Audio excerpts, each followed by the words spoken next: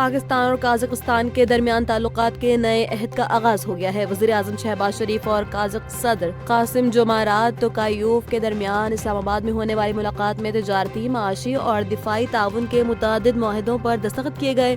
23 سال بعد قازقستان کے کسی صدر کا یہ دورہ دونوں ممالک کے درمیان $1 ارب کا تجارتی ہدف حاصل کرنے کے لیے انتہائی اہم قرار دیا جا رہا ہے۔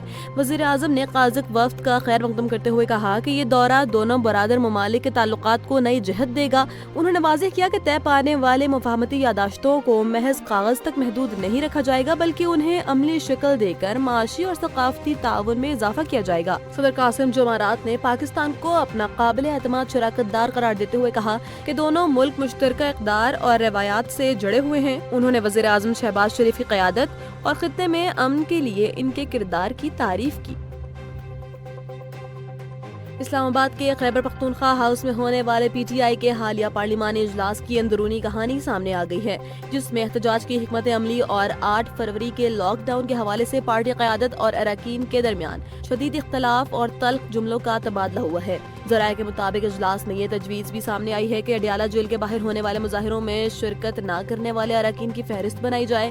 شاہد خٹک کا کہنا تھا کہ خیبر پختونخوا میں احتجاج کا کوئی فائدہ نہیں، کیونکہ وہاں پہلے ہی پارٹی کی حکومت ہے، اس لیے عوامی مینڈیٹ کا احترام کرتے ہوئے سڑکیں بند کرنے سے گریز کیا جائے۔ دوسری جانب صوبائی صدر جنید اکبر نے واضح کیا کہ قیادت ورکرز اور قیادت کے خاندان کے مطالبات کے درمیان پس رہی ہے اور اب وقت آ گیا ہے کہ کوئی حتمی اور بڑا قدم اٹھایا جائے۔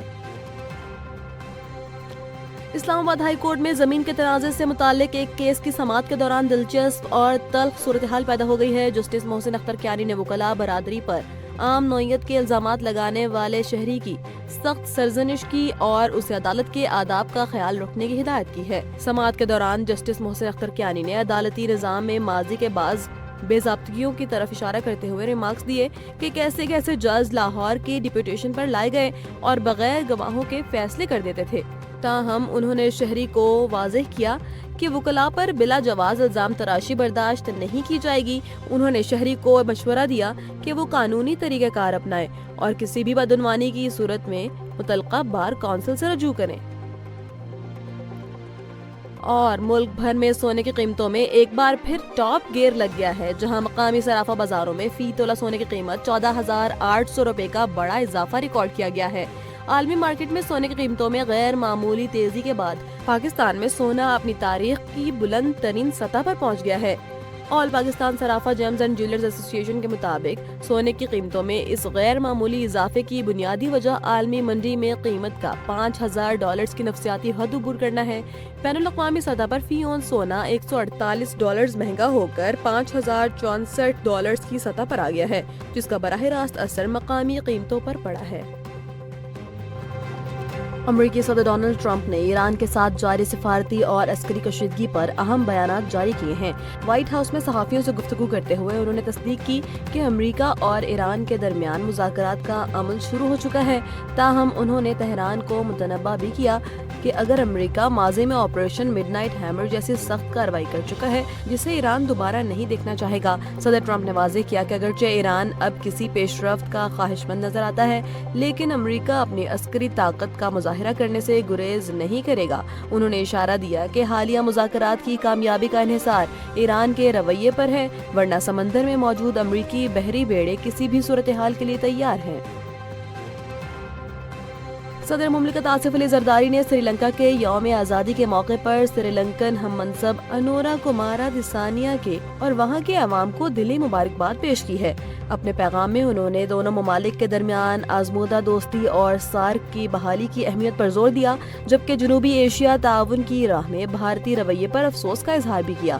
صدر زرداری نے یاد دلایا کہ پاکستان اور سری لنکا کے تعلقات محض رسمی نہیں بلکہ دفاعی اور سیاسی محاذ پر ایک دوسرے کی مدد کی تاریخ رکھتے ہیں۔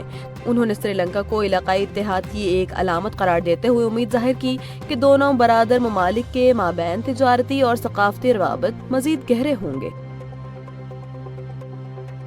امریکی وزیر خارجہ مارکو روبیو اور بھارتی وزیر خارجہ ایس جے شنکر کے درمیان واشنگٹن میں ایک اہم ملاقات ہوئی ہے، جس میں دونوں ممالک کے درمیان اسٹریٹجک اور تجارتی تعلقات کے ایک نئے باب کا آغاز ہوا ہے۔ صدر ٹرمپ کی جانب سے بھارت پر درآمدی ڈیوٹی میں بڑی کمی کے اعلان کے بعد اب دونوں ممالک نایاب معدنیات اور توانائی کے شعبوں میں بڑے پیمانے پر تعاون کی طرف بڑھ رہے ہیں۔ مارکو روبیو اور جے شنکر کی یہ ملاقات ٹرمپ انتظامیہ کی اس پالیسی کا حصہ ہے جس کے تحت بھارت کو چین اور روس کے اثر سے نکال کر امریکی سپلائی چین کا حصہ بنانا ہے۔ کریٹیکل منرلز پر تعاون اس لیے بھی اہم ہے کیونکہ یہ جدید ٹیکنالوجی اور دفاعی آلات کی تیاری میں ریڑھ کی ہڈی کی حیثیت رکھتی ہے۔ بلوچستان میں سیکیورٹی کی سنگین صورتحال اور کشیدگی کے باعث صوبے کا زمینی اور ڈیجیٹل رابطہ تیسرے روز بھی ملک کے دیگر حصوں سے منقطع ہے۔ محکمہ ریلویز نے ٹرین سروسز کی معطلی میں مزید توسیع کر دی ہے، جس سے جہاں مسافروں کو شدید مشکلات کا سامنا ہے، وہیں قومی خزانے کو بھی لاکھوں روپے کا نقصان پہنچ رہا ہے۔ شاہراہوں کی مسلسل بندش سے اشیاء خوردونوش کی ترسیل متاثر ہونے کا خدشہ پیدا ہو گیا ہے، جبکہ تفتان بارڈر جانے والی ٹریفک رکنے سے پاک ایران تجارت بھی تعطل کا شکار ہے۔ انٹرنیٹ اور موبائل سروس کی بندش نے شہریوں کے لیے اپنوں سے رابطہ کرنا اور روزمرہ کے کاروباری معاملات چلانا ناممکن بنا دیا ہے۔